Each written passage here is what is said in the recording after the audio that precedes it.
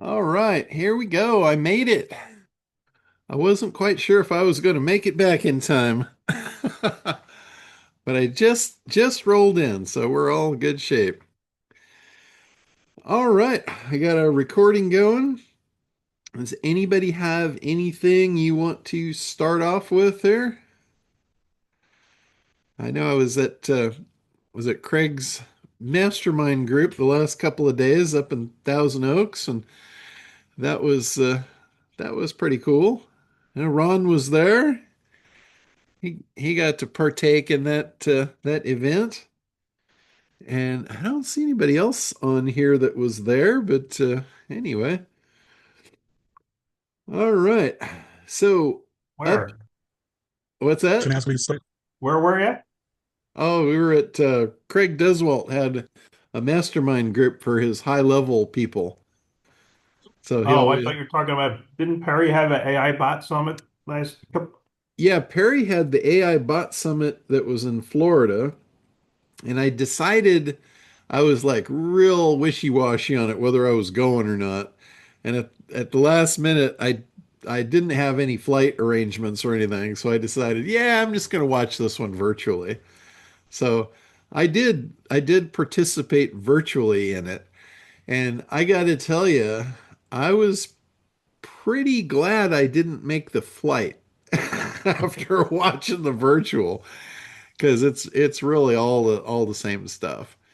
And it kind of reminded me of Craig's whenever Craig does a new group event, he says how everything's all new. Everything's new, all new content. And then you get there and it's all the same shit from the last 10 years.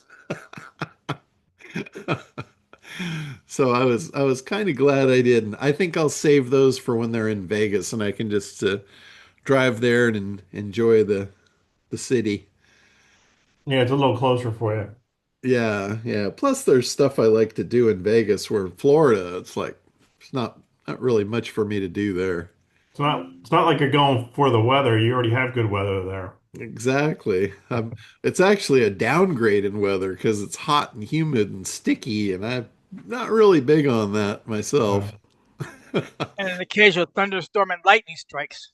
Yeah, yeah. I saw one time I was there and I saw rain like I've never seen before. Literally, I Oh, could not find my car in the parking lot because I couldn't see more than about 10 feet forward through the rain. It was coming down so hard. I'd when I was never, living when I was living in Florida, we called that Oh alligator gosh. tearing.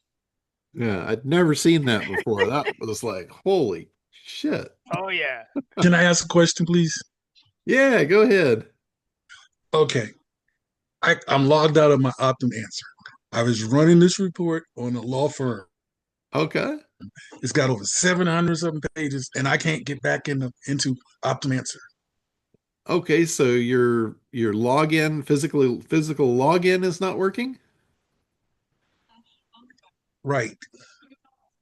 Okay, did you change it or anything or I can no, I was in it. I went out to have dinner, came back, and I can't get in. Okay, let me just pop up here real quick and take a look and see if the system's up. I know every once in a while Chris has to take it offline to do updates and things, and it will definitely log you out at that point. I Uh, sent three emails, but I haven't gotten a response. let's see. No, it's up and running. Up and running. When you say you sent 3 emails, uh, Yes. who'd you send those to? I sent one to Connie. I sent one Okay. to support, and then Okay. I sent one to as a reply back to the email granting me access to Optimancer. Okay. Well, at least one of those probably went to me, and I've been out of town for a couple of days, so I'm just getting in. I haven't even got a chance to look at email yet. Did you put a support ticket in? Yeah, I used the at the end of the let me click really quick. At the end of the email, I mean where it gives me my login, it says if you have any problem, go here to support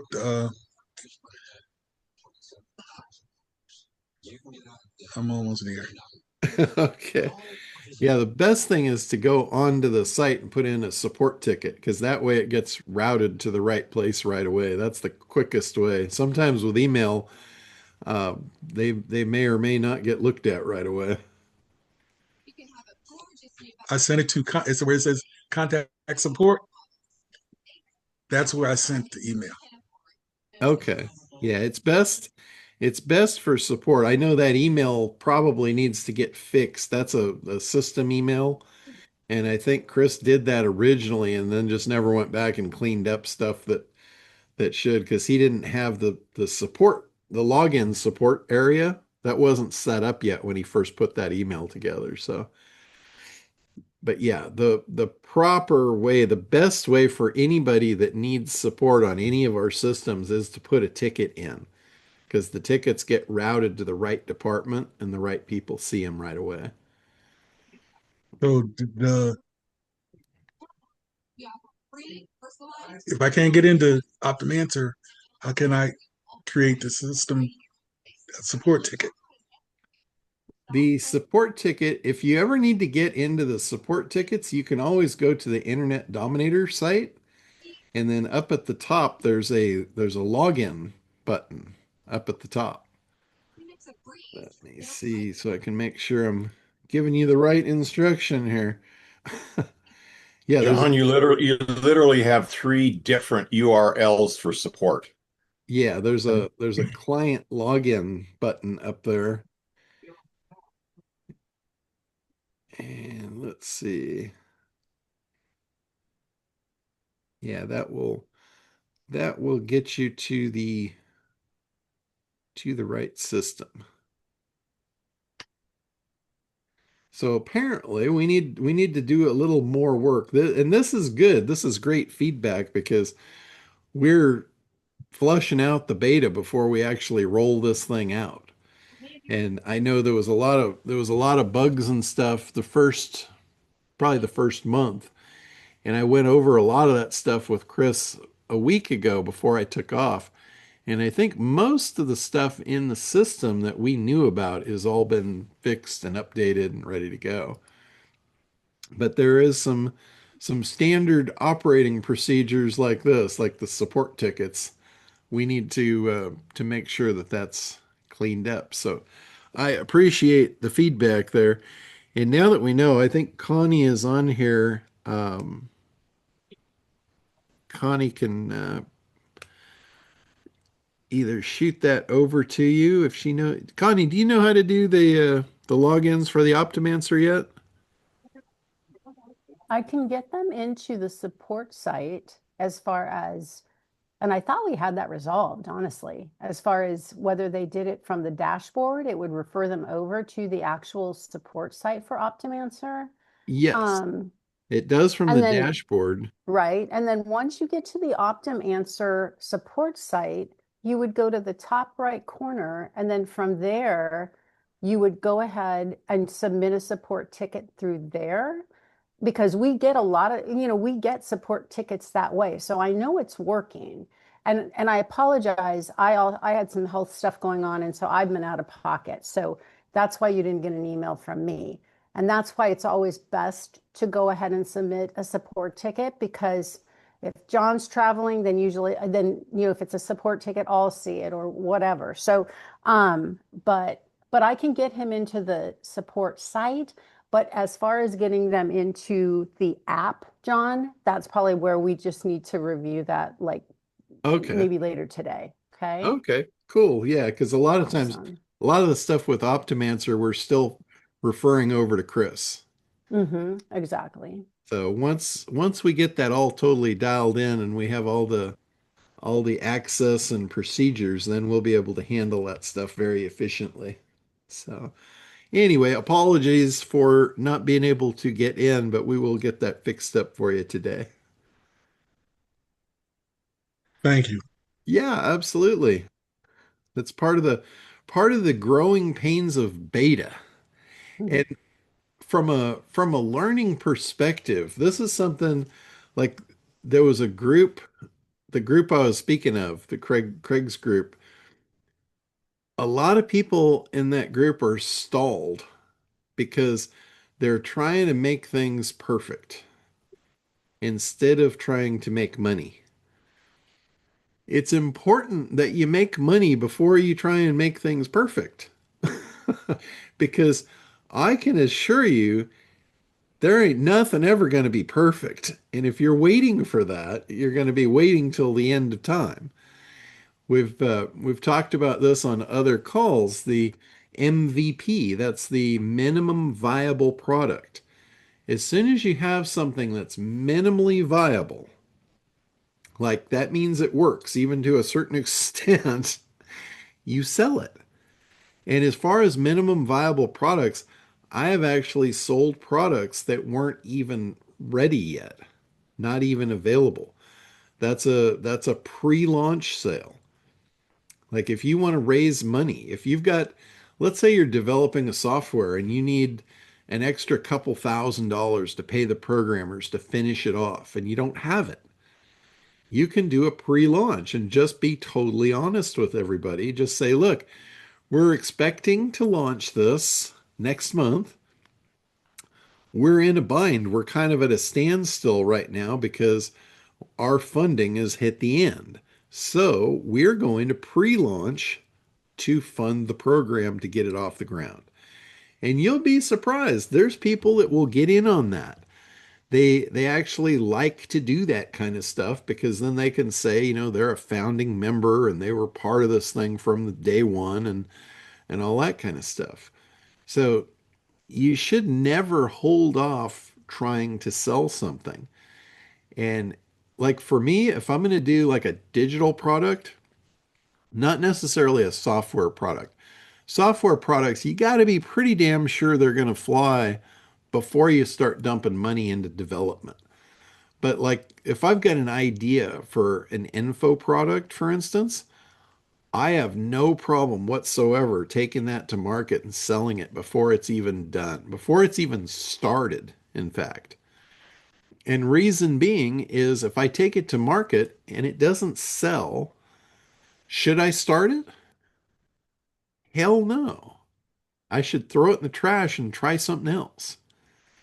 Now, if I put it out and it sells, then I'm kind of screwed. Now I got to do something. now I gotta, now I have to go to work and build it. But I got prepaid for it. I see so many people that spin their wheels and they'll build something not knowing whether they can sell it or not. Pre-sell the stuff. It doesn't have to be perfect.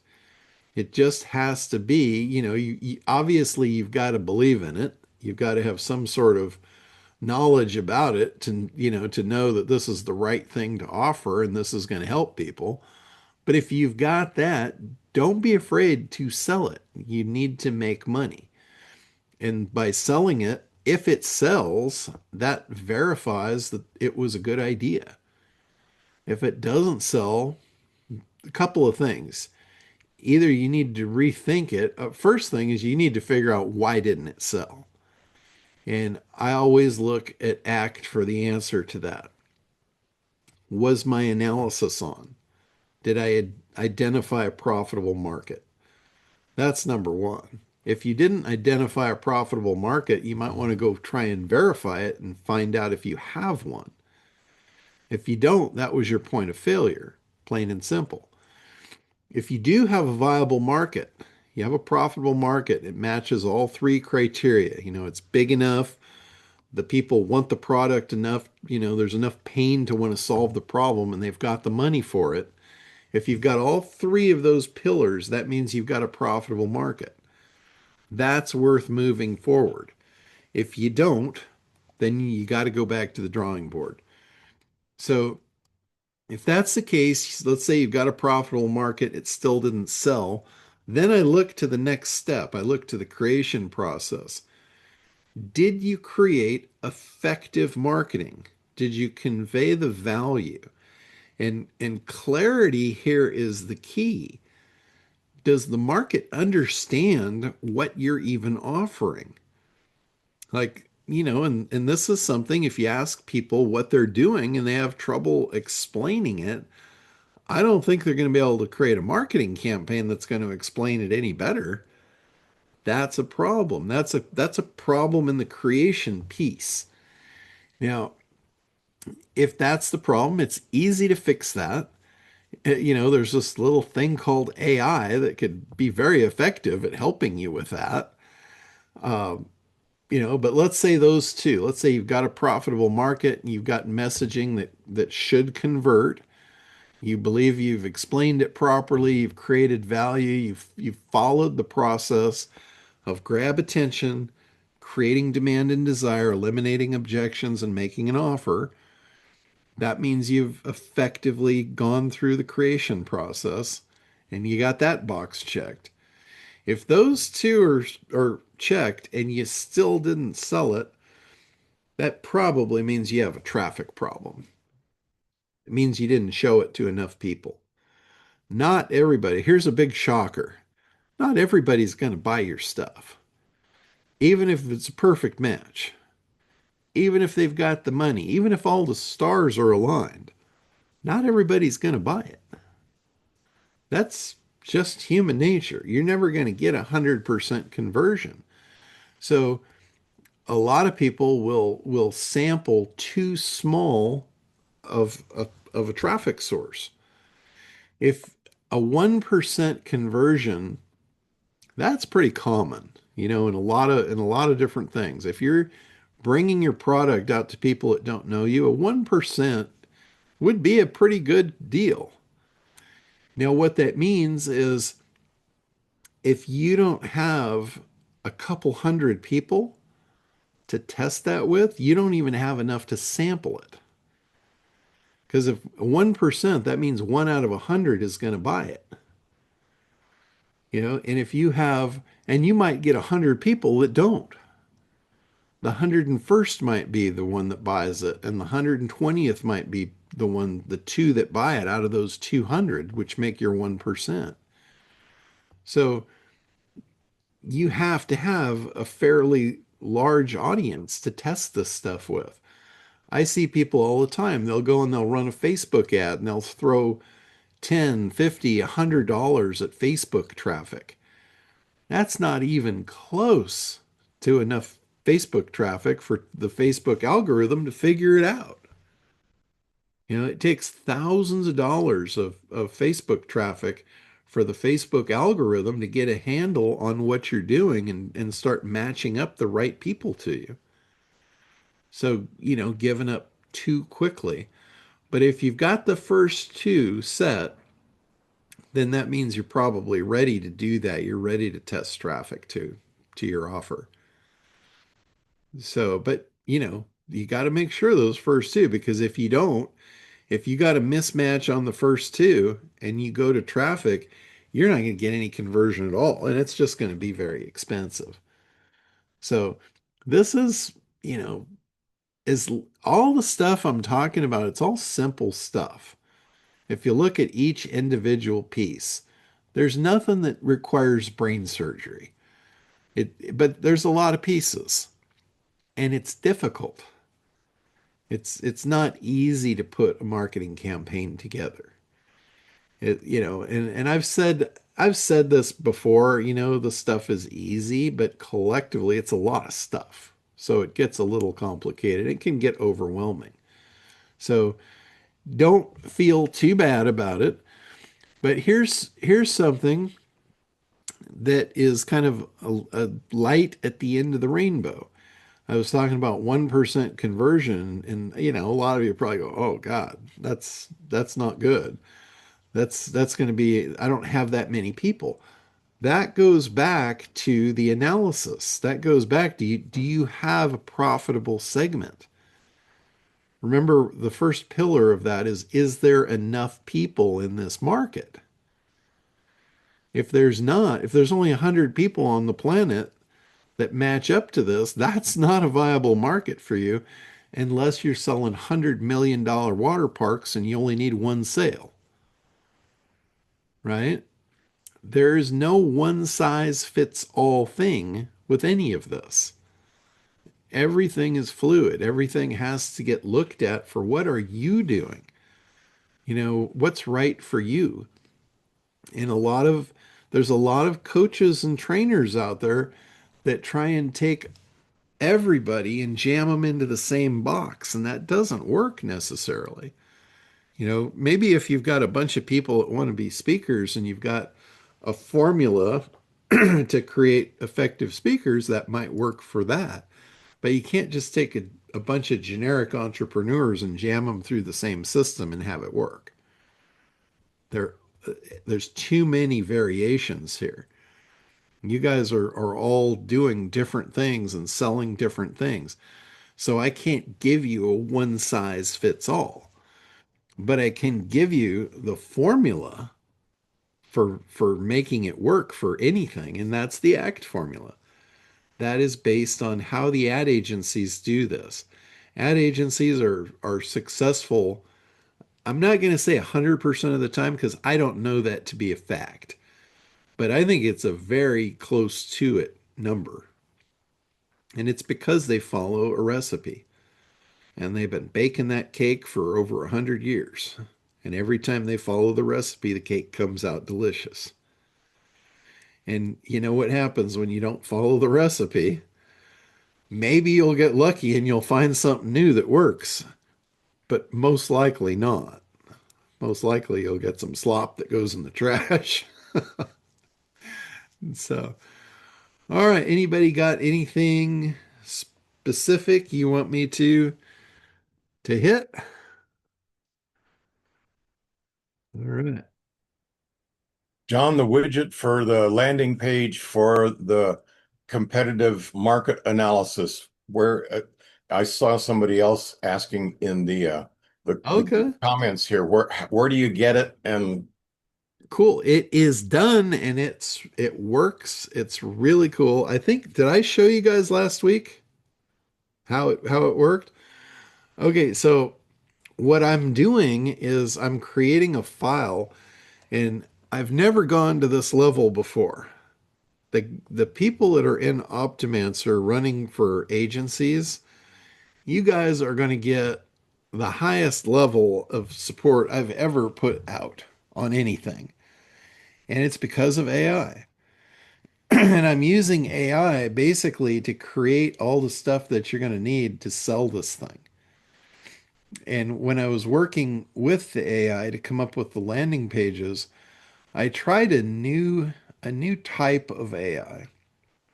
And they don't really have a name for it. There's some people are referring to it as synthetic AI. And what it does, it queries all the different AI LLMs, and it's fascinating the way it works. You ask it the question, and then it'll answer the question, then it goes to another AI and it debates to come up with the best answer. I've never seen anything like it. But I gotta tell you, it's coming up with next level stuff, which is really cool.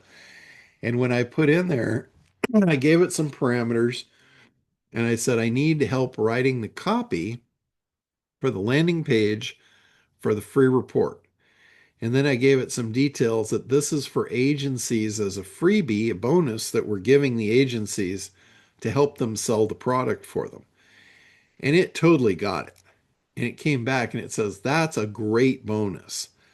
It said, but you're going to need more to it than this. You're going to need an agency pack. You're going to need instructions. You're going to need this. You're going to need that. I'm like, well, yeah, you're right. I never even thought of all that stuff. And then it just went to work doing it all. And it took it about 45 minutes. And it came back with a whole file of all kinds of documents. And it said, by the way, you should really have 4 landing pages because there's 4 general avatars for this. And I'm like, holy shit. So it created 4 different big ideas to grab the attention of the different archetypes. And I was just like, you got to be kidding me. This is incredible. So I'm trying to work on a way. I don't know if I'm going to be able to pull it off or not, but I'm trying to work on about a way to get that into the quantum suite. So you guys have access to that because I think that would be really, really cool. What Uh, platform is it, John? it's multi-platform. It's kind of this crazy new deal. So Well, I have Abacus and they have a routing LLM. So when you ask a question, it figures out which one to go and ask. So it can ask, it's got a oh, list of okay. four, but it's Well, it's not doing that Q&A and argument thing that like you're describing there. That's why I'm yeah, that's sort it's not I don't think it's Abacus they're doing. I don't actually know what they're doing. It's the same programmers that are building some of the other stuff for me. They're like, "Hey, try this." And I was like, "Holy shit, you got to be freaking kidding me." So, Lewis, go ahead. Yes, I just want to say hello to everyone. I'm based in El Paso, Texas, and Okay. I'm just beyond impressed with everything that you do, John. And I'm excited. This is very exciting for me. Oh, thank you. Absolutely. I did want to ask one thing. Would it be all right if in the chat I put a link to a landing page that I made for the Optimancer? Sure. Yeah, you could do Uh, that. and and please, if it's all right for me to say, if everyone could just chime in and give me your like roast me and give me your just whatever negative is, that's what I want to hear first, and that way I can fix it right away. Yeah, I yeah, posted it absolutely. on the chat. Thank you, John. All right. So it's the El Paso marketing. Yes, I'm in El Paso, Texas, so I figured the whole city, I'll blanket it with marketing. Perfect. That is perfect. Thank you. All right, I will pull it up here and share the screen. All right. That look like we're on the right place?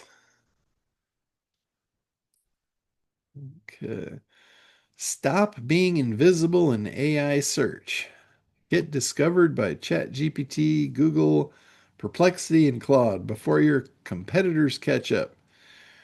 Okay, so you need AI optimization. Optimize my brand. Okay, so let's see where that goes.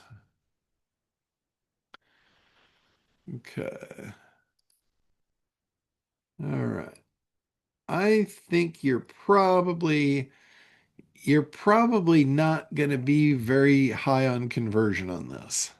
And reason being, you're Okay. going in for scheduling appointment when they don't really have enough information to base that decision on. What we've got, I'll show you the landing pages All that right. that the AI came up with. So this is one. It basically came up with four of them and it color coded them for me, which I thought was really cool. By the way, the AI wrote the whole thing, the HTML for all of this, and just handed it to me on a silver platter. Oh, wow. So here, let's look at this one. Can AI find your business? Get your free answer in 60 seconds. See if Oh, that's great. ChatGPT, Google AI, Perplexity, Claude know you exist. Most don't. And then it made an image, blind to optimized before and after. And then it's given some bullet points here, and then an opt in to get your free visibility report. And all of them are pretty much the same. Like if we go to this one's more of a direct command, dominate AI search before your competitors do. So this is for Oh, a okay. little bit different avatar. But again, get your free readiness score and discover how to position your business. This should probably be at the top. Oh, no, it's right. As the top recommendation on ChatGPT, Google, and Perplexity. And Yeah, then that looks again, much better. And if I may, the reason I made that landing page, I'm not really trying, I should, but at the moment I wasn't really trying to grab cold traffic. That was basically just like a digital business card that I could pass on to whoever I talk to on the phone that I already know, oh, like okay. people that I already know, like on Facebook, on LinkedIn.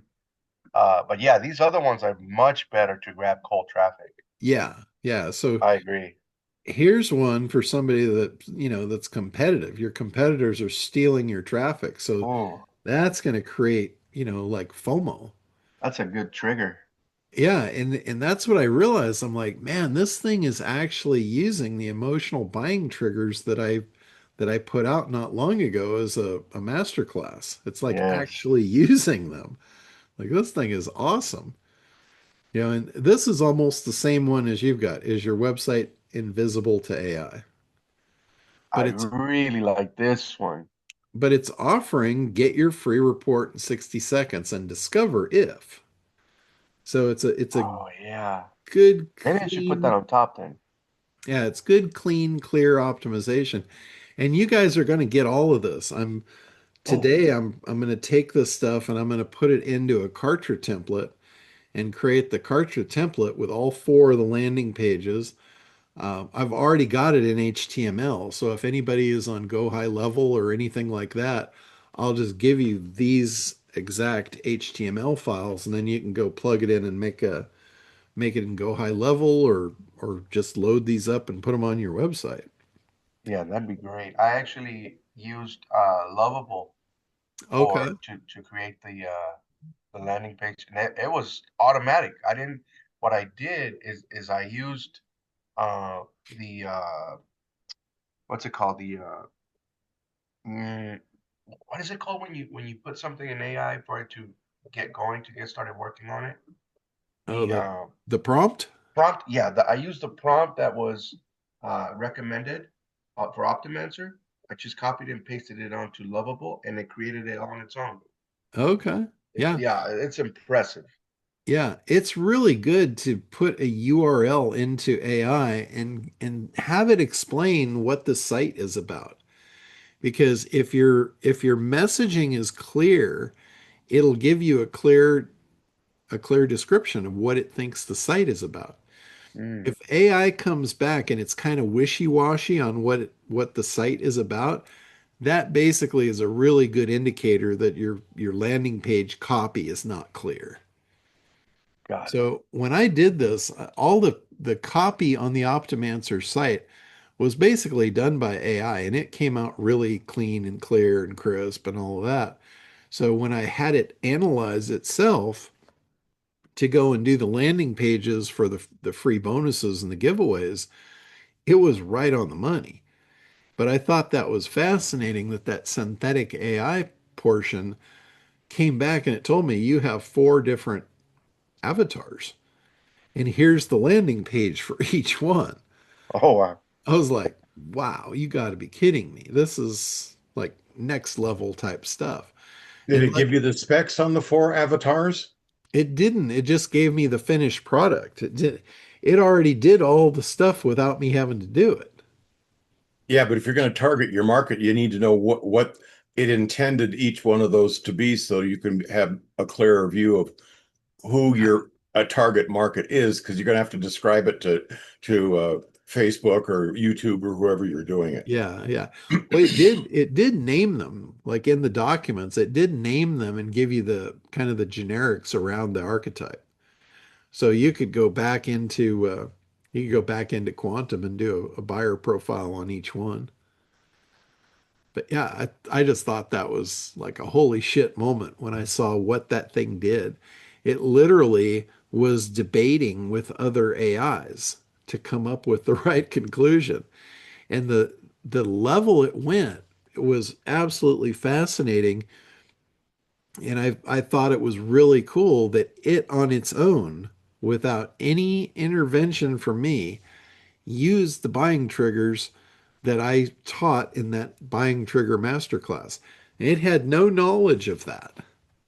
Had absolutely no knowledge of that buying trigger masterclass, and it was using the buying triggers that I taught in the class. So I don't know if it's stalking me and, and like figuring me out, It might be. but I also saw like in the transactions, it was talking about different marketers and their styles and which one would be like the best approach for these different things. Because I got to tell you, I showed you the four pages that it made. Those pages, that was just the opt-in page for the free report. It went so much deeper than that. It went into all the other stuff that I needed to run this campaign. And it even started off with a business plan. It said, foundationally, you need a business plan for this. So let me just work on that for you. And it did that. It said, now based on the business plan, here's what we recommend that you build. Let me just get started on that for you. And Wow. I mean, I was just blown away. And I finally got kind of bored of watching it do its thing. And I went and had dinner and came back. By the time I came back, it literally had a whole file folder full of all the documents, the training. I mean, it literally has a training document on how to use the landing pages and install them step I'm by assuming step. that's all going to be going into the members area for us, John, that whole file folder of stuff. It will. That's why I say anybody that's in the agency level of Optimancer, you guys are going to get support from me on a level that I have never done before. And it's all because of AI. Like you all know me, and you all know that if it were up to me, this would never happen. Not in a million years would this ever happen. And now, because of AI, it allows me to look like a superstar. It allows me to support you guys at a level that's never been before. So I think that's pretty cool. I think that's more than cool, John, having been with you so long, because that has been one of the things that's been a little thin from time to time. Put SEO Boost as next on the line once you get done with Optimancer, because that could really use some help too. Yeah, well, once we get Optimancer up and running and out the gate, we're going to circle back and we're going to do a complete revamp on SitePop. And when we do that, I will do the same process on SitePop. And then once that's done, or maybe even before that, I may be ready to do this before that. I'm going to probably do this with the white label for Quantum because I I really want like this year, one of my goals is to help more people set up and run their white label on Quantum because I think that is such a blockbuster opportunity for everybody. It gives you the ability to brand yourself as a software developer. And whatever company you're running, whatever clients you're serving, whatever industries you're serving, that is a pretty high upgrade to become a software developer and be able to brand yourself in that category. That is going to set you apart from those that you're competing against. Like if you're doing marketing, let's say you're training people in marketing and you're up against, 50 other people training people in marketing, but you're the only one offering AI software. Who do you think they're going to buy from? Or if you're selling to, any given industry, you're going to be so far ahead of everyone else in there, you're going to stand out. Like I know Gina and Linda are on here. They've got white labels in their respective industries. I doubt their competitors have that. So just that alone is going to make them stand out when they're up against, a bunch of competitors. There's all kinds of people competing for marketing stuff. The marketing space is pretty chuck full. So to be able to come out and say, well, we don't just supply the marketing, we don't just supply the training, we actually have AI software that goes along with it. That's a pretty big advantage. So, and that's what I want to do is I want to help a lot more people get that advantage in whatever they're doing. Jerry's on here too. She's got a white label and she's a coach. So how many other coaches have a white label or, their own software? They don't know it's a white label. They just know you've got AI software that you've developed for that industry to give them cutting edge materials to help them compete, give them an advantage. So, John, could I plant a seed? sure. Don't treat Site Pop and Optimancer as two separate things. Treat them as two sides of the same coin. Because I'm going to package them together. Because if you're crap SEO, it doesn't make any difference if you're AI visible. Because the AI will say, "Oh, I can see your website. It's crap." So you've got to do both sides of that. That means just a double bump. Yeah, no, you're right. And I've already done that. Like on if you look at it on the website, I actually put them under the brand umbrella of Rainmaker. So basically, at this point forward, everything to do with any kind of optimization is going to fall under our Rainmaker umbrella. So Optimancer is a Rainmaker product, SitePop is a Rainmaker product, and the AIO Dominator. So we have three. We have a trifecta under our Rainmaker umbrella. And they're all for different things. They each have different components and they have different utilities for helping optimize. So in what I'm going to probably do, I used to promote SEMrush. I used to promote them really a lot when I was training in SEO because they were and they still are. It's a great program to help you do analysis in the traffic market, in the search markets. And now I haven't got in. I know Jim is using SEMrush pretty extensively. Uh, Probably going to talk to him about his experience with it, but they've opened up to AI and they're doing AI visibility in there. Again, I haven't played with it myself to see, what they're actually doing or how accurate it is and all that.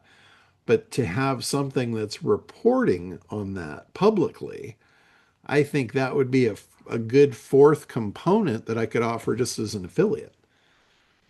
So I've made over the years, I've made a pretty good chunk of change off of being an affiliate for SEMrush. I kind of stopped promoting it over the last couple of years when I kind of backed out of SEO. So I'll probably rekindle that and bring that in as maybe a fourth pillar under the Rainmaker brand.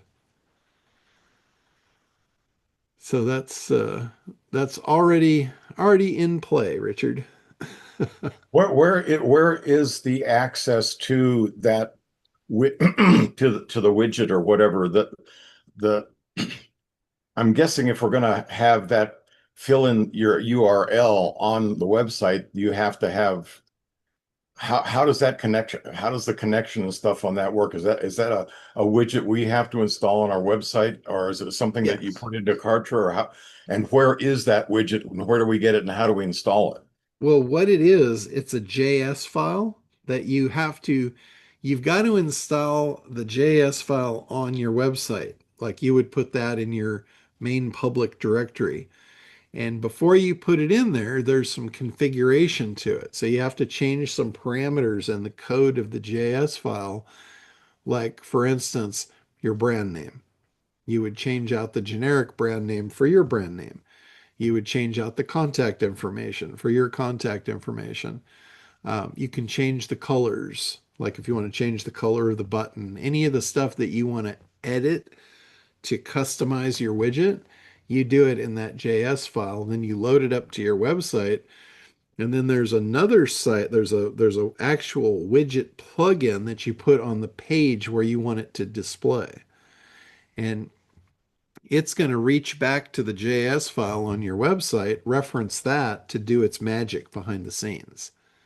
So How does there's that all connect with Kartra then? it doesn't really have anything to do with Kartra. What I'm doing is I'm creating landing pages for people that have Kartra so they won't have to do any of that. I'm just going to do it for them. I'm going to just So, plug it in and away they go. so it'll be available in the Kartra plugins or the Kartra pages when you get done building them. Uh, Yes. Yeah.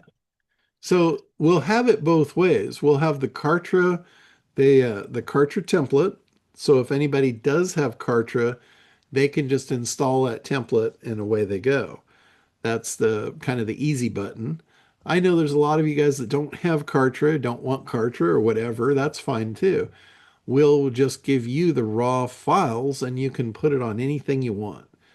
You can just put it on a regular HTML page. You could put it in a WordPress site. You could put it in Go High Level.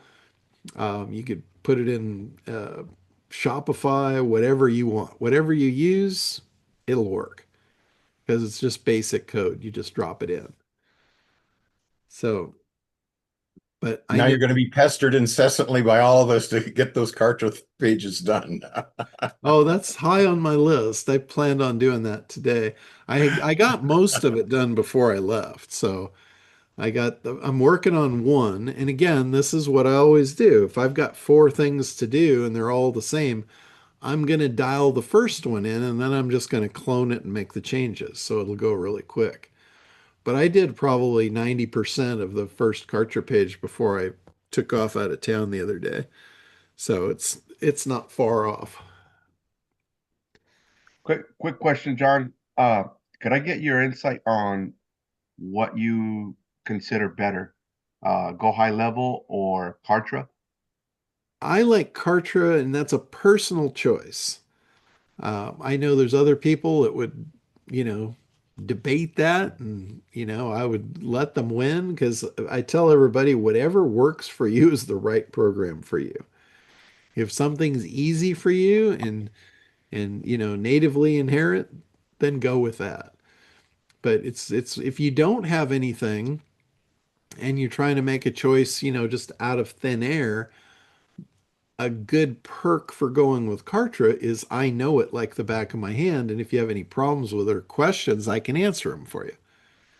If you go with Go High Level, you're going to have to find support from somewhere else because I don't know anything about Go High Level. I've I looked at it a couple of times and I know enough about it that it's not something I want to learn. I'm not going to spend time learning another system. I see the value in it now. Yeah, it's very important to get personal support. So yeah, Yeah, thank yeah. you. But anyone works. Like we've got people on here that are Go High Level fanatics, and that's great. Go High, you can probably do just about anything in Go High Level as you can do in Kartra. It's I've just tried it, but honestly, like you say, I just could not figure it out, and I could not get yeah.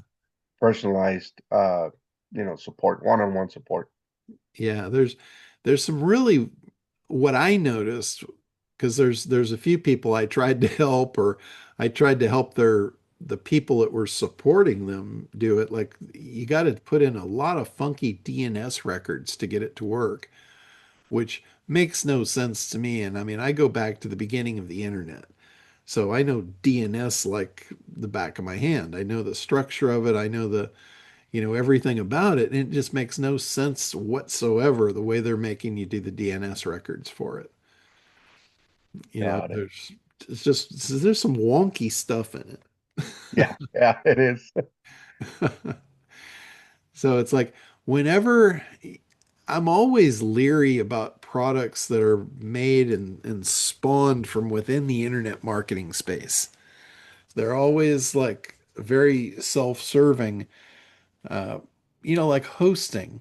If you take hosting, for instance, HostGator, perfect example. I know there's some people that probably still use HostGator. The HostGator platform, I believe, was one of Mike Filsame's deals that he put together and then sold out and went on his way like he always does. Uh, but what they did was they set up a system where you could buy one $5 a month hosting account and you could drop an unlimited amount of WordPress sites into that hosting account.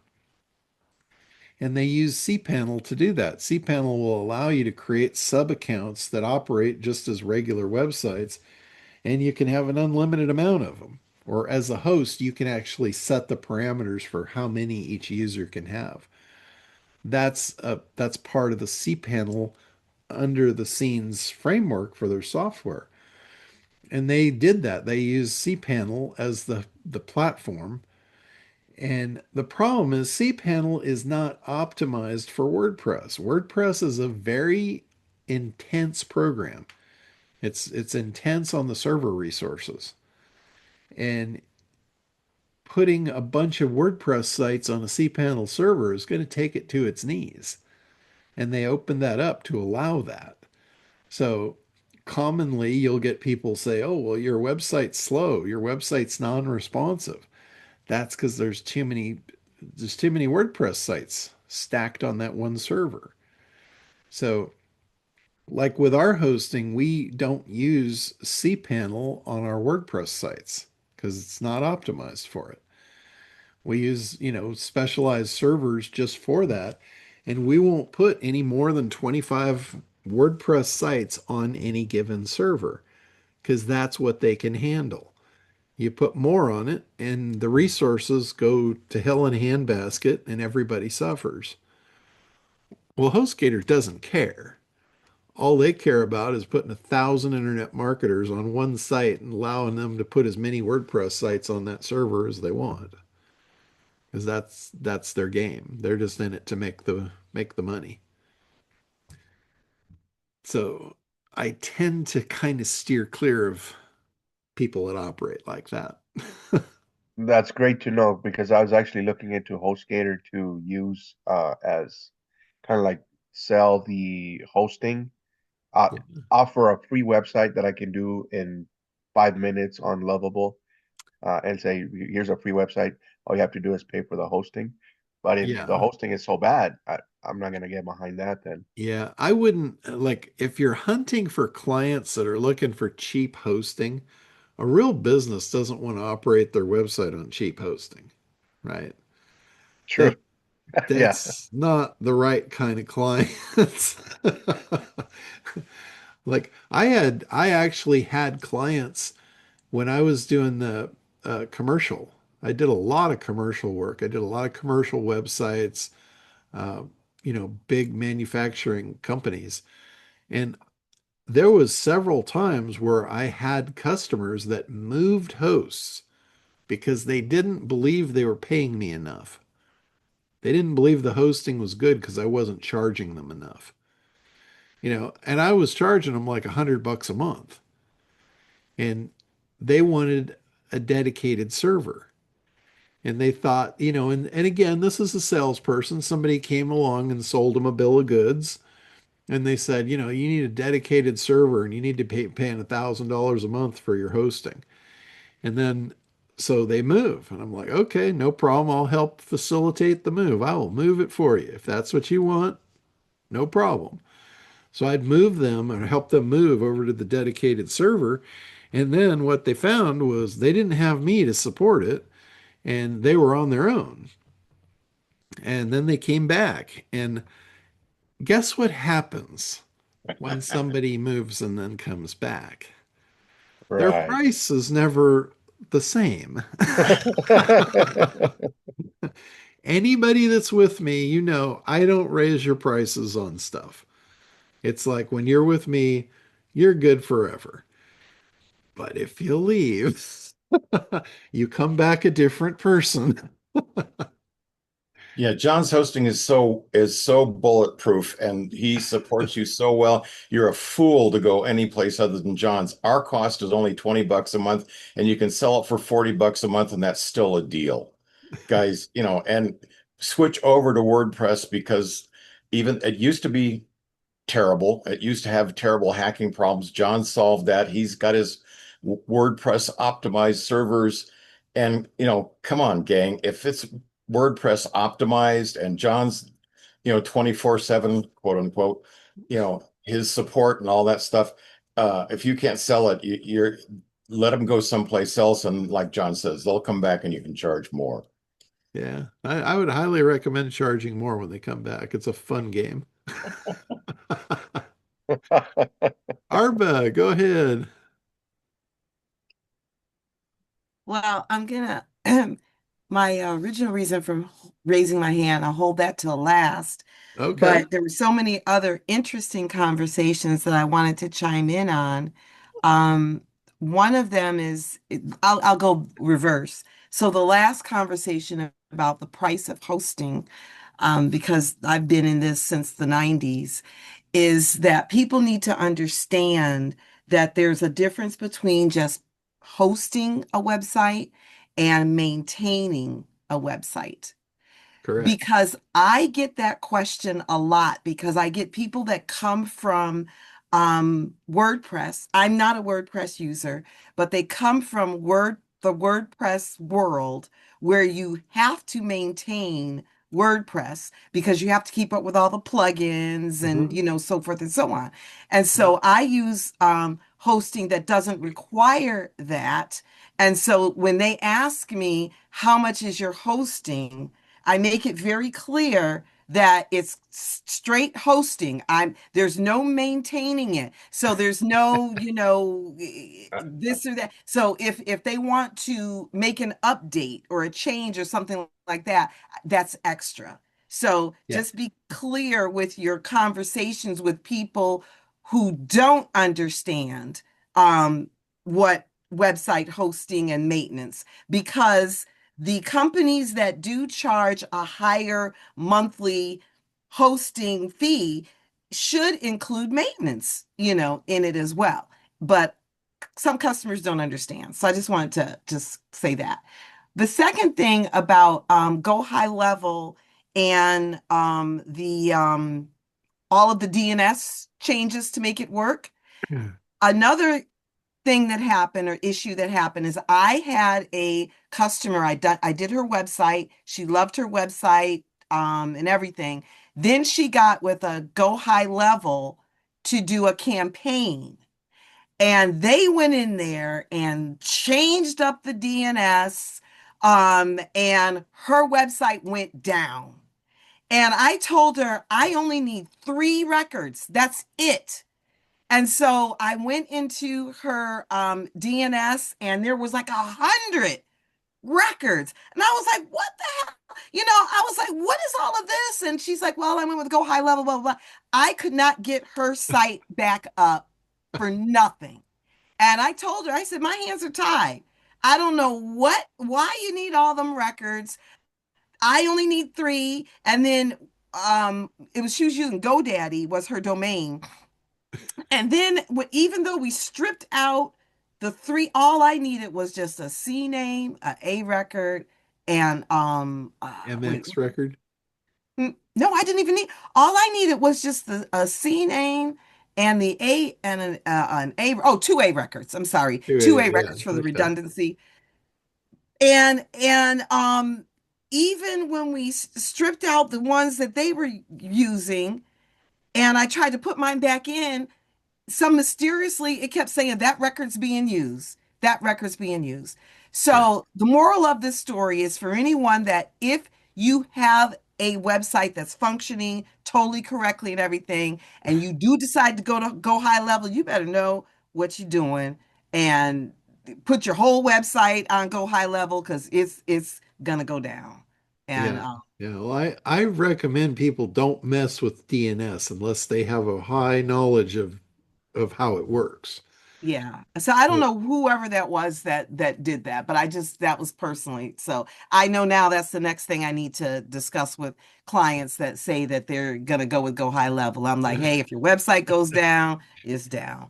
Okay, so the last thing, which was the first reason I raised my hand, was I believe it was Lewis that had asked for feedback on his landing page.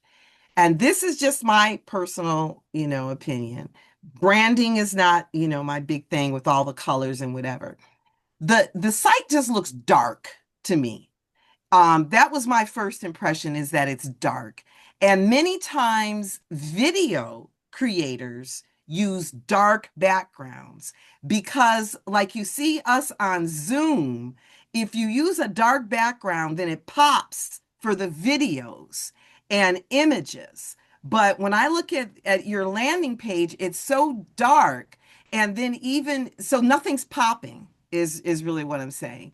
And so that's my feedback is just very dark and nothing really pops. I agree. Thank you. Thank you, Arba. You're welcome. Cool. So kind of back to the Go High Level DNS records for a second. One of the things that's really odd about that is they will allow you to run spam campaigns through there with subdomains of a domain, and that's a slippery slope. And I know Linda had Go High Level set up for some campaign she was running, and she had a tech guy that was setting it up for her, and he needed DNS records. And he wanted us to switch the DNS over to him. And I warned her against that. I said, no, I don't think that's a good idea. Just have him send me the records he needs and I'll add them for you. So when he sent me the records, I'm looking at these records. Oh, what the hell are you doing? And he didn't know. He couldn't really explain it to me.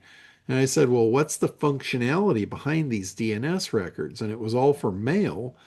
And he was telling me that they were going to run cold email campaigns on those DNS records on subdomains. And I said, so you're going to send spam, and that's why you need so many of these because you're going to burn them, right? And he said, yeah, basically. And I said, no, we're not going to do that. You're not going to do that on her domain. I said, if you want to burn a domain, go buy a domain and burn that one. Don't burn her domain. And he tried to tell me that it had no effect on her domain because it was a subdomain. And I'm like, you're full of shit. You don't know what you're talking about. You're not going to do this to her.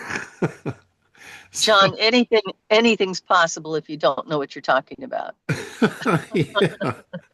So, I mean, that would have been an expensive lesson because that would have burned her brand domain. And there's no coming back from that. So you want to make sure that, who you're dealing with is reputable and they know what they're doing and they're not going to put you in harm's way. There's That's the whole problem with the whole internet marketing community. There's been guys this was really prolific in SEO. They would just burn domains left and right just to get a quick hit. And it's like, what's the point of that? You're just building garbage that's going to disappear and vanish and be worthless. Why would you put work into that? I never could understand that. Like, if you just do it right, it'll last forever and it'll outlast all these idiots. So I actually looked forward to the algorithm shifts because all it would do is take the trash out. It was like once a week, you have a trash collector come take the trash out of your neighborhood. That's what the algorithm shifts were like for me. It would just take the trash out of my neighborhood. Every time they would do it, my clients would rise to the top. And then the trash would pile up. And then they'd take out the trash again and they'd rise back to the top. But they kept coming back to the top. And the others were having to rebuild from scratch every time. So I just stayed in my little zone and collected the checks. It was pretty cool. So, Hey, John. yes, go ahead.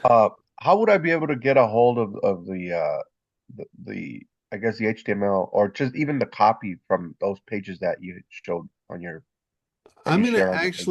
I'm gonna be putting those up. Richard had asked that too, and I just realized I'd never answered his question. I'm Oh, going to put those up in the members area.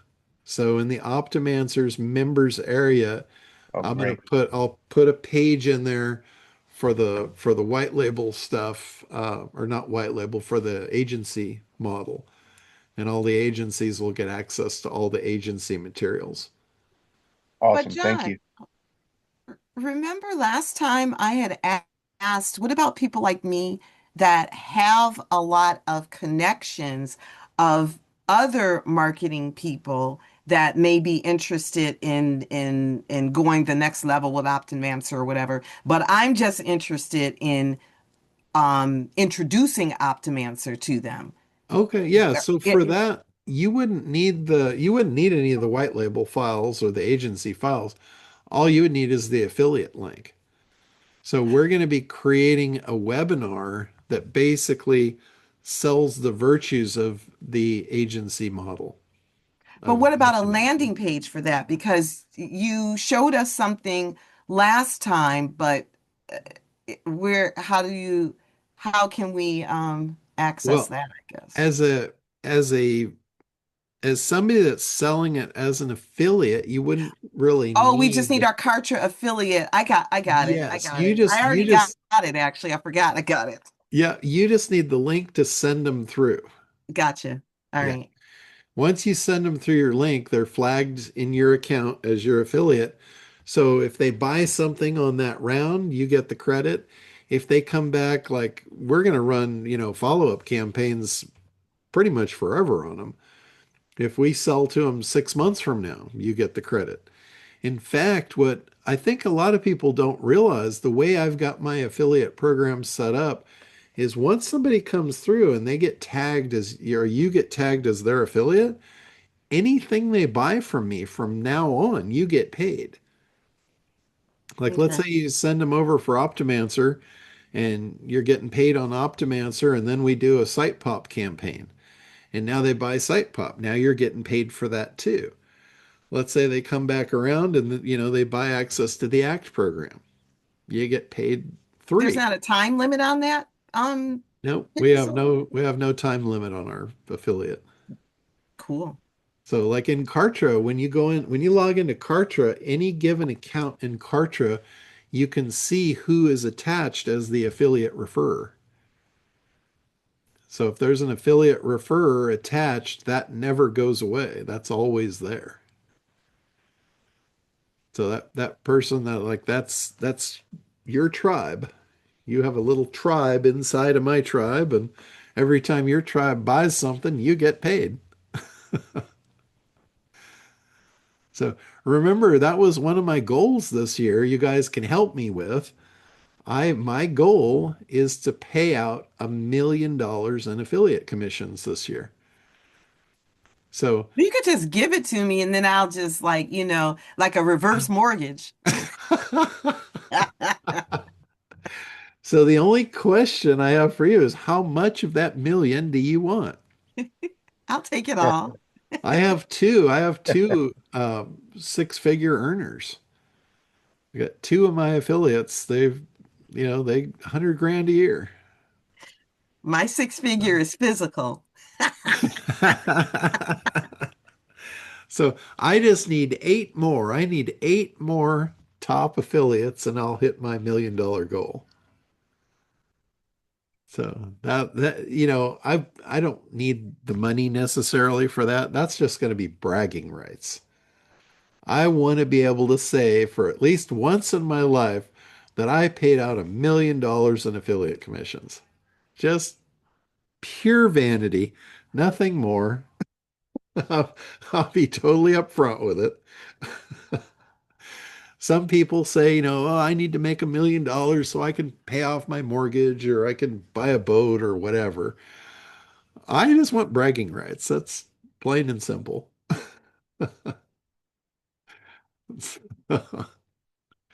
Pretty funny stuff.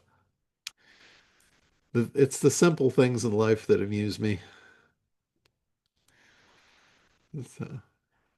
You were muted out there, Richard. I saw you said something. Yeah, simple things. Right.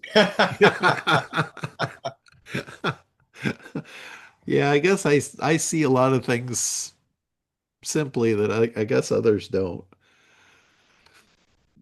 That was one of the things, like when I did that DNA testing and it gives you all, it's almost like an encyclopedia about everything about you. And it has to do with your psychological profile and the makeup and how you respond and react to situations, and like how fast you produce dopamine and how fast your body eliminates it. So some people, they'll get these quick little hits, but then they're gone, and then that makes them become very addictive. So in kind of the overall summary of mine, it says that I have an innate ability to look around corners and basically see things that other people can't see. So see through walls, whatever. I forget the exact terminology, but it basically said that about me. And I'm like, I can see that. Because when I talk about stuff, it's usually like a foreign concept, but then they think about it and they go, oh, yeah, that makes total sense. So just it makes sense to me before anyone else sees it. That's one of the things about the whole opportunity, like how I look at opportunities. I can generally see if it's an opportunity or not long before anyone else can, or if it's a threat also. Threats come on my radar really, really early in most cases. So that's Yeah, John, I can vouch for that because, like I said, I've been with you since 2010 when you first decided to dip your toe into the SEO pool and offer that SEO class. I was one of the first non-teachers to jump on that train, and you consistently for that ever since. Well, every prediction you've made has always been 3 to 6 months in advance and has always been spot on. You don't call it till you know it, and when you call it happens, and you can take it to the bank, guys. So when John's saying stuff here, perk your ears and make notes because what he's saying, uh, he has a 15-year track record, and at least as far as marketing, SEO, and the stuff that he teaches, he hasn't missed once. Yeah, I remember I had that right spot on with Google. Every Google algorithm change, I told people it was going to happen long before it happened.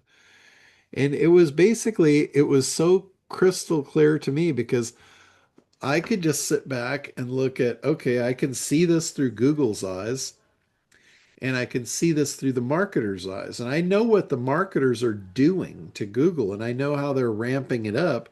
And I can almost see the curve of when it's going to become a problem and Google's going to identify it and when they're going to eliminate it. That's what their algorithm shifts were for. It was to eliminate problems. So I could see those problems developing and almost predict when that curve was going to hit that level of being such a pain they were going to kill it. And I was right on every time. There wasn't one that I missed. Well, So, it's great to know we have kind of like a crystal ball and be able to dominate the internet, yeah, internet dominators. to me, it was common sense. It always just seemed common sense to me. But somebody said common sense isn't so common. But that and a nickel will get you a stick of gum, right? All right. Anybody else? Oh, another thing about the DNS, uh, Arbo was talking about a lot of DNS records, and I know that's one of the things I really like to clean up. I don't like messes behind the scenes, especially with DNS. And I know Jim does a lot of websites with me, and he's always moving clients over for the hosting. And I'll always go in and before you move a client to you, if you're going to change name servers, you need to understand what DNS records are being abandoned.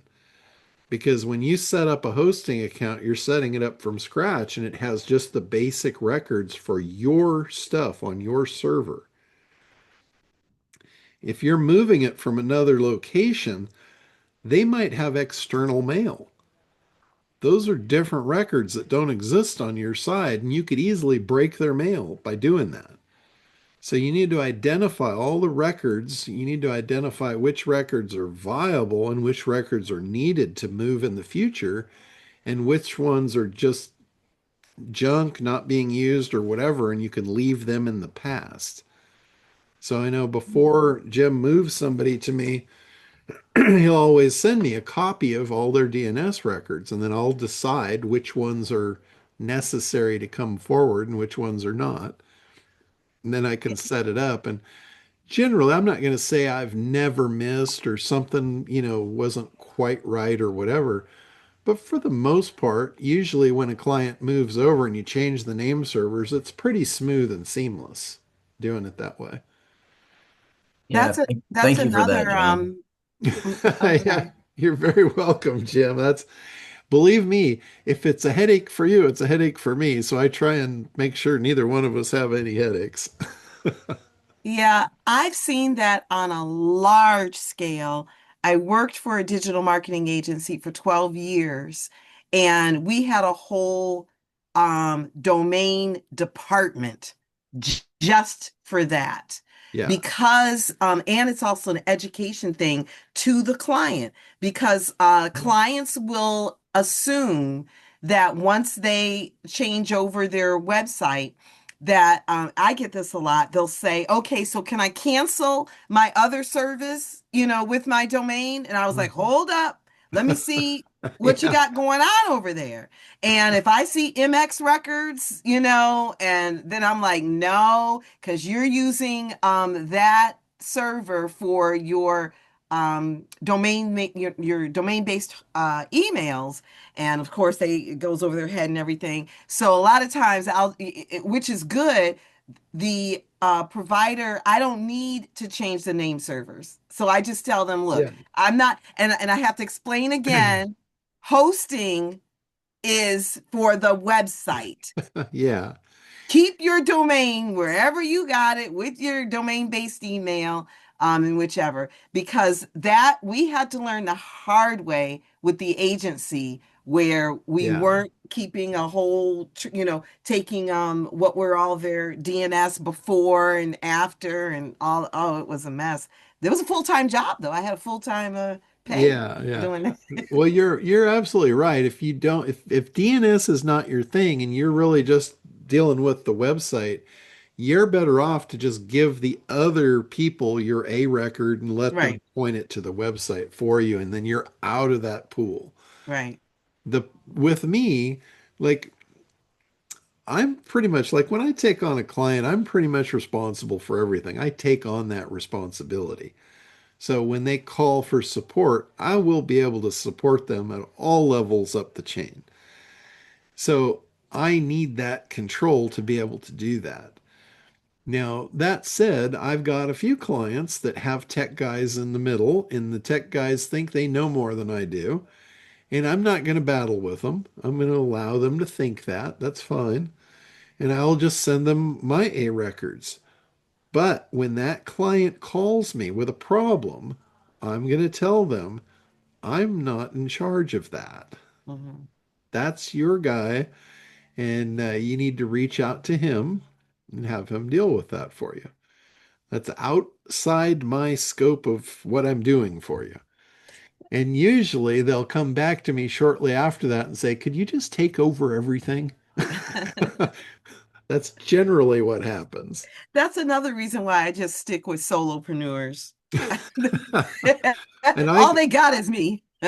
I got to tell you, I've had at least two customers in the past that had they had a lot of stuff going on. These were big companies and they had DNS records that I couldn't get my head wrapped around. I had no idea what the hell was going on. And with those, I did not want to jump into that. If I don't understand it, I'm not going to support it. Mhm. So with those, I happily just pushed them my A records and said, here, you guys, this is all I need. Thank you. But they could support it. So I was happy stepping out of the way and letting them do what they do best. I believe everybody should stay in their lane, and that's me included. I shouldn't be in a lane where I'm going to get destroyed. How did you make that determination in advance of actually becoming? I mean, how did you get enough of a look at their website to determine it was not something that you wanted to do? So you told, I mean, that's a decision point. You have to do that based on information. How did you get access to their Oh, yeah. website? I was to the point, I had already developed the site for them. I was to the point where it was time to change the name servers. So that's where I look at the DNS records. And they gave me access to their domain registry to go in and change the name servers. And I'm looking at these records going, whoa, wait a minute. I am in a can of worms. I don't even know what the hell I'm looking at. I don't know what this stuff is, what it does, nor do I want to be responsible for it. I just use internet tools. I mean, if you know somebody's domain, there's like so many different tools that who is and different things where you can see somebody's DNS. Yeah. Oh yeah. There's no problem seeing it, but Right. understanding it's a whole nother Right, that's right, a whole right. But nother that's what I'm thing. saying. Once you see it, you can determine whether you want to. Yeah, yeah. Well, I saw it because they gave me access, so it was time to change the name servers. Yeah. I usually don't look at it until that point. You know, it's a one-shot deal for me. It's a one and done. So I'm not going to spend time multiple spots evaluating it. I'm just going to go in for the kill. So when I went in for that kill, it was like, oh, this looked like me going to get killed. I think I'm out of here. Tim, go ahead. Oh, John, yeah, about this is like, I mean, when it comes to DNS, I'm like I don't have a full knowledge like you do. Is there education you could point me to learn more about it? Because it's like, um, Um, I'm not. I haven't. So the way I got a swift lesson into it was one of my clients was they have an IT company referred me to them to Yeah. do their website. And when I went in to change the name servers, he's like, "Well, why do you do it that way?" And I'm like, "That's the only way I ever knew how to do it." All right, Yeah. because it's what I've learned. And he said, and then he about just before the call, before we got on the call, he said, I was about to call and yell at you about it and say, you don't know what you're doing. But then I realized you work remotely. Most of your people are solopreneurs and you are their IT department. And I'm Yeah. like, yeah, but I would love to learn more about it Um, because, I'm not actually sure, where would be a good training for that. I learned over time, and I had the support of the guy that taught me the whole business.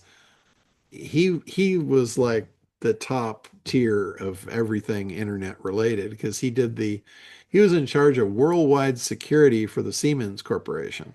mm, And this guy ran a whole hosting operation. mm, The first time I saw his server farm, it just blew my mind. I'm like, oh my God, what is this? What the hell am I looking at here? I was fascinated by it. And I'm like, I got to get in on this, whatever this is. I could just, I literally walked into the room and you could feel the power. mm, And I'm just like, I don't even know what I'm standing in the middle of, but I need to be part of this. And it was funny because he told me, he goes, yeah, he goes, you don't want in this. And I said, no, I really do. And he said, well, the learning curve, this is years of knowledge.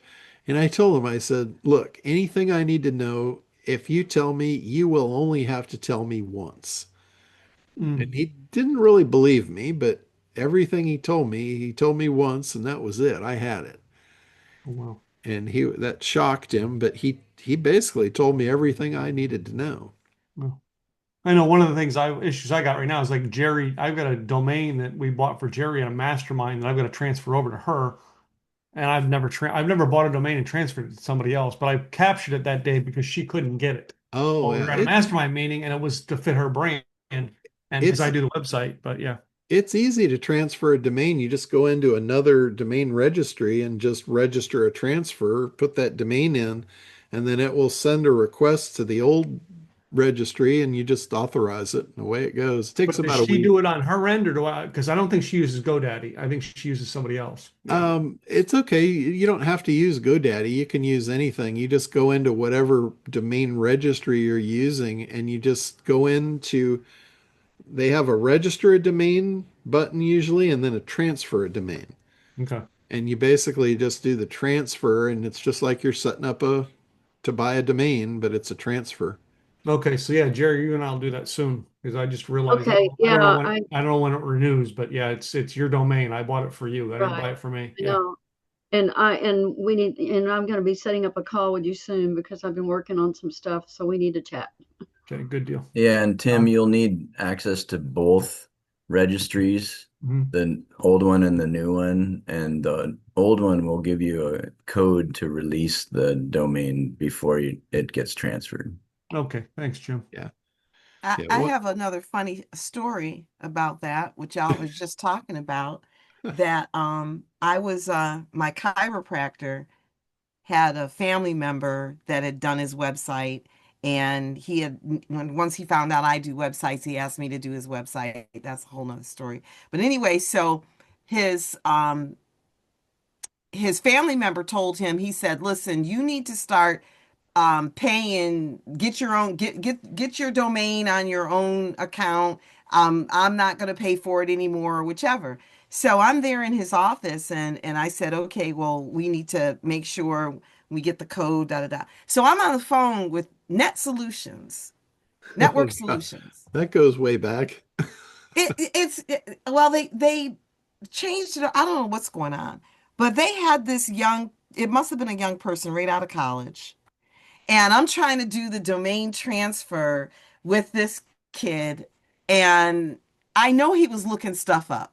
And I was like, look, we've already set up the domain. We just need to transfer it over there. It ended up, I had to tell him how to do it, because he didn't know how to do the DNS transfer. And then the final thing, which is hilarious, is I said, okay, now that we've transferred the domain to his account, can you check and see if it's actually a network solution? That's what it was. It was a network solutions to network solutions, but it was just putting it in the chiropractor's own account, Yeah, which yeah. really should have been the easiest of all things, right? So then finally I said, okay, is his site going to go down just because we've transferred it into a new account? And and he was like, yes. He's like, because I said, but all we're doing is transferring the domain. The name servers are the same. It should just be the only. He says, well, yeah, it'll go down, blah, blah, blah, blah, blah. How about that was like 4 months ago and his site is still up? Well, it he's right in the fact that it's going to go down when it transfers, but it's a fraction of a second. And He didn't know that. if you have the records the same on both sides, Right. it's a never down visibly. I agree. But that's what I was just saying about it was back to you get some people who haven't gone through the school of hard knocks. And Yeah. the school of hard knocks is when you take somebody's site down because you didn't Yeah. understand Yeah. DNS.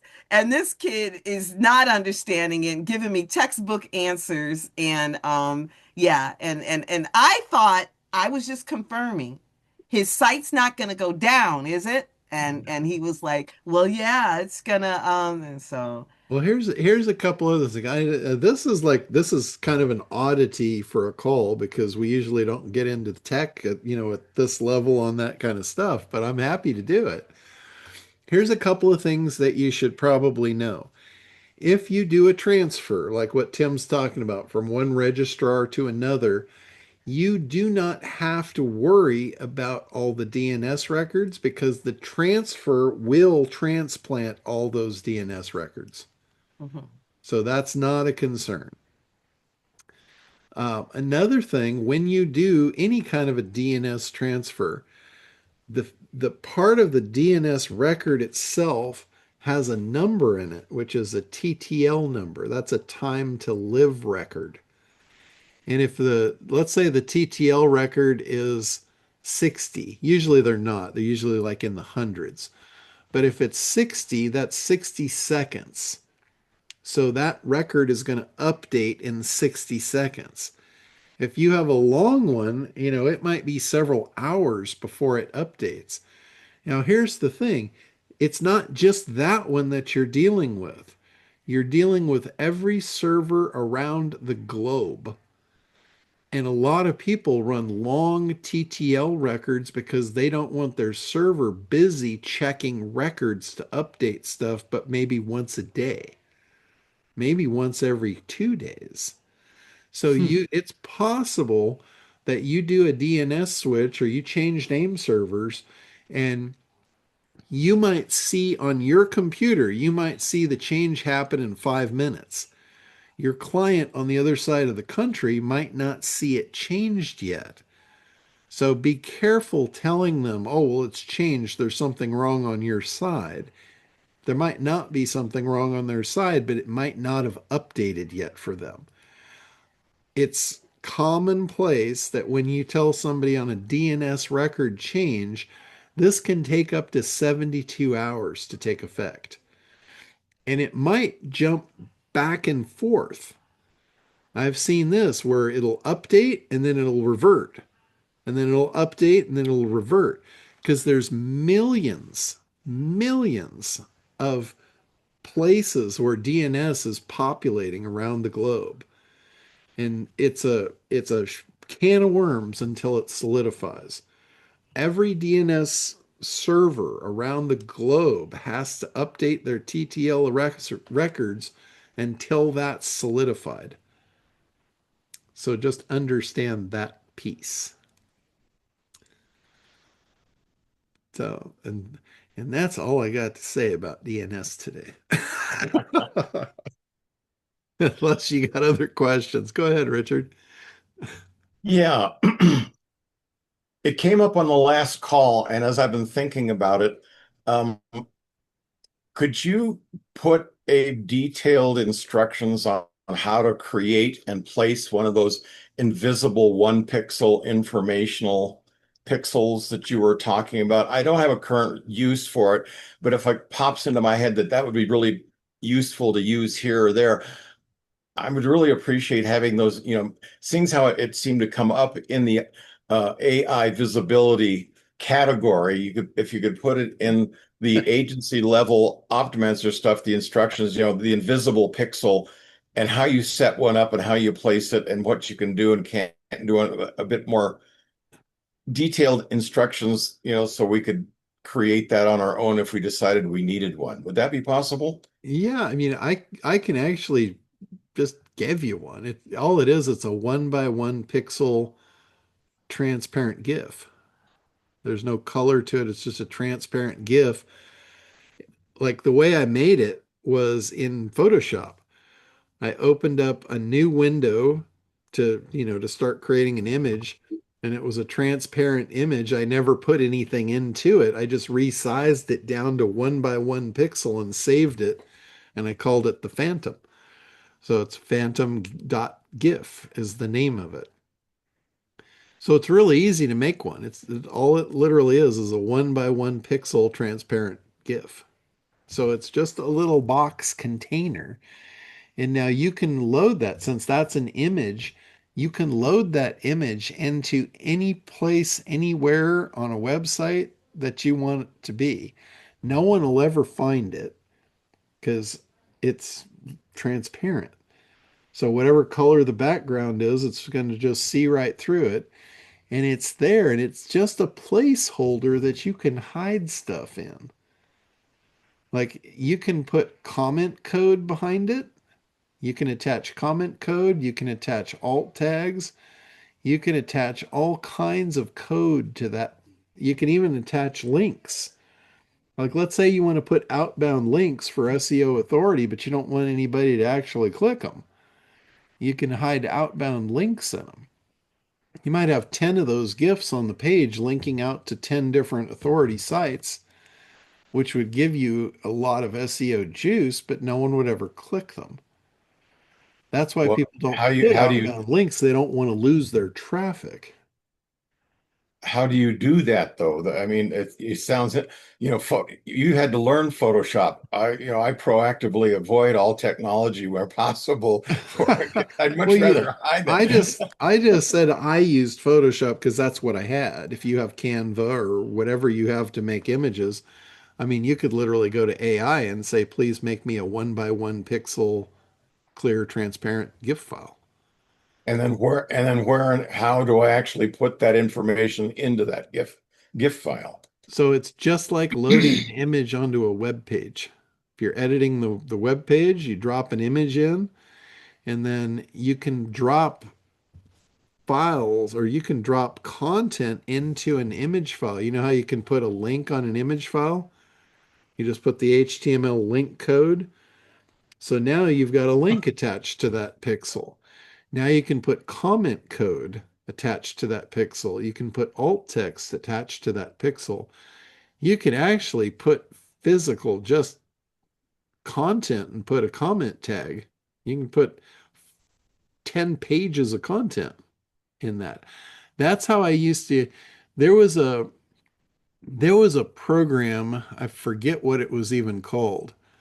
Um, but it was a graphical program, and a lot of people started building their websites out of it.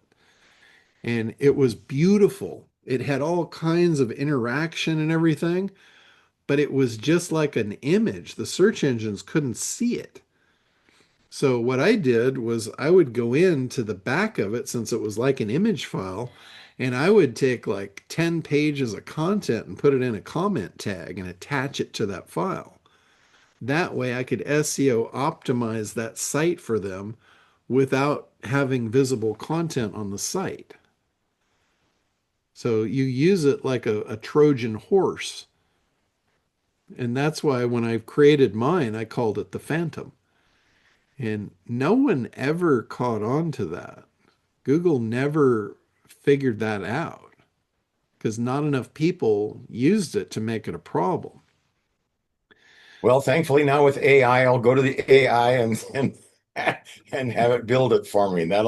And then tell me how to install it. Because that's one of the neat things about AI is you have any kind of a question at all, just ask, it'll tell you. Yeah, I mean, where I developed it for was when I saw what the SEO industry was doing by keyword stuffing inside of websites. And what they would do, they would make the background the same color as the text. And I'm like, you guys are idiots. Google's not stupid. They can read hex code. They know if you're hiding the text inside the background. And I'm like, you guys are all going to get wiped out. They're going to bring out the fly swatter and you're going to be done. It was a great technique, but it was easily identified. So I just took the same technique they were doing and hid it inside of a 1 by 1 pixel GIF and called it the Phantom. And Google never figured it out. So I was able to get the same SEO benefit, but never get penalized for it. So and it still works today. There's several of the things that I did 20 or more years ago that still work today that they never figured out because I wasn't thinking like all the rest of the idiots were thinking. And, they're all doing the same stuff and it was obvious. Like, for instance, when Yahoo came out, this is where I really got traction and got known for solving problems in search. Yahoo was not a search engine. When it first came on the scenes, it was an alphabetical directory. And everybody wanted in it because it was the place where you got business. But since it's an alphabetical directory, if you're a company like one of my companies that I was optimizing was called Water Ventures, they're going to have a hard time getting to the top with starting with a W in an alphabetical directory. But they wanted the top slot. And the problem back then with if you everybody was coming out with aardvark, right?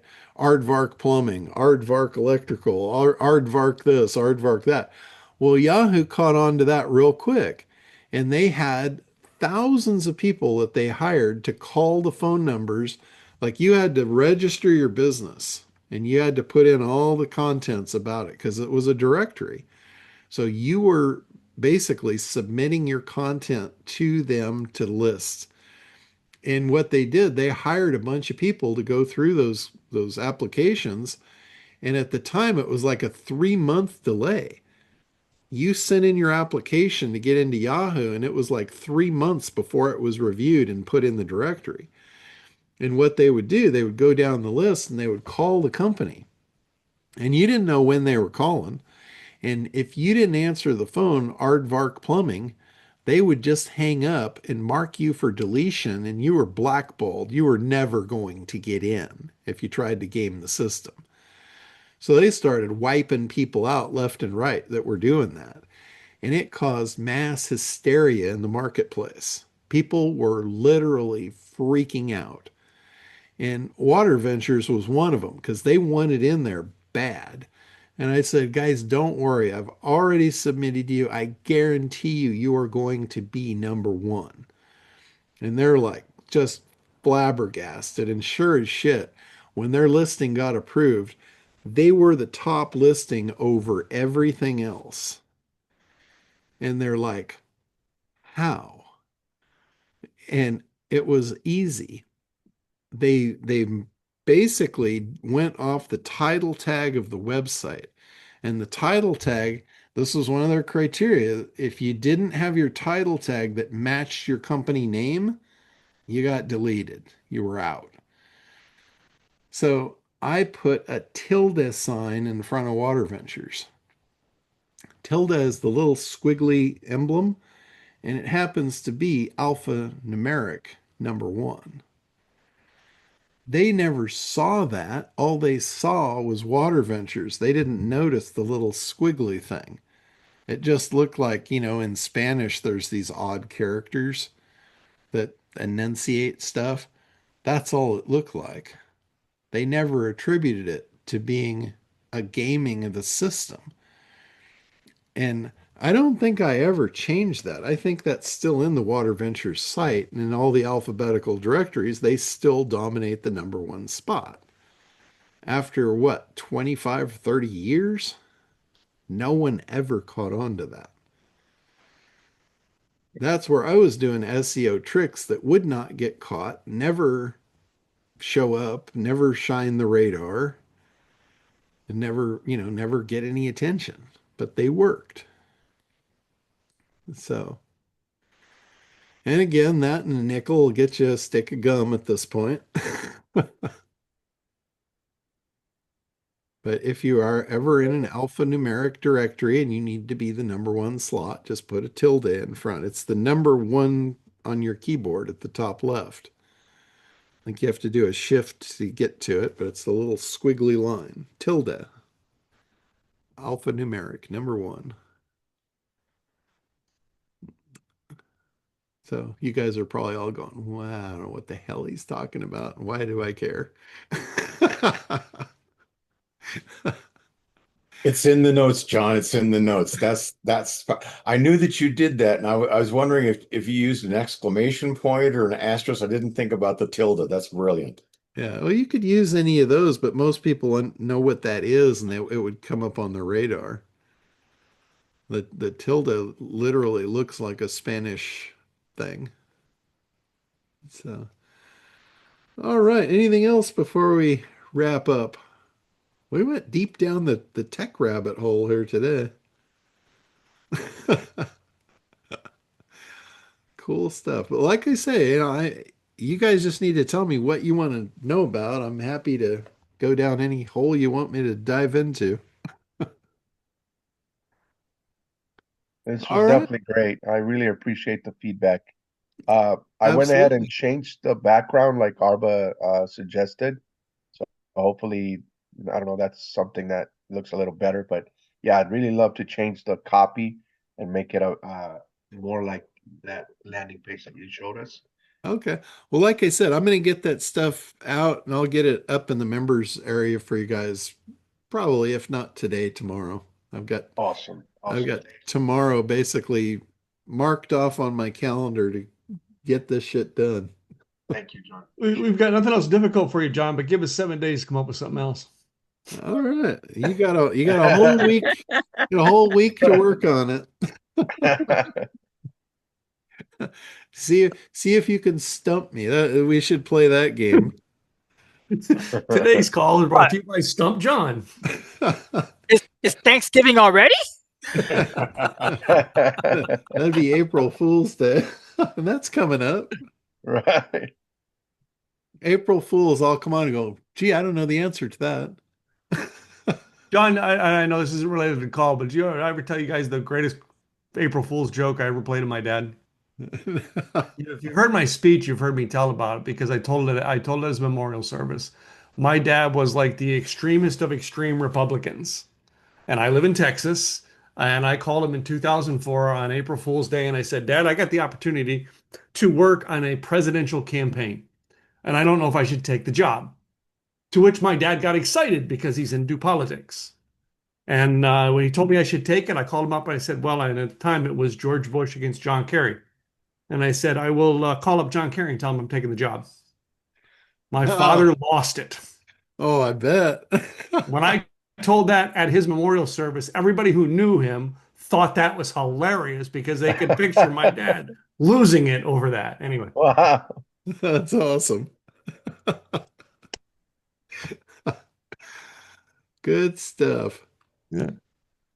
All right. Well, I will let you guys go for now. And you got a whole week to think of something to stump me. Thank you, John. Have Thank a you so great much, week, Good to Arba. see guys. everybody. Thank you, Arba. Bye bye.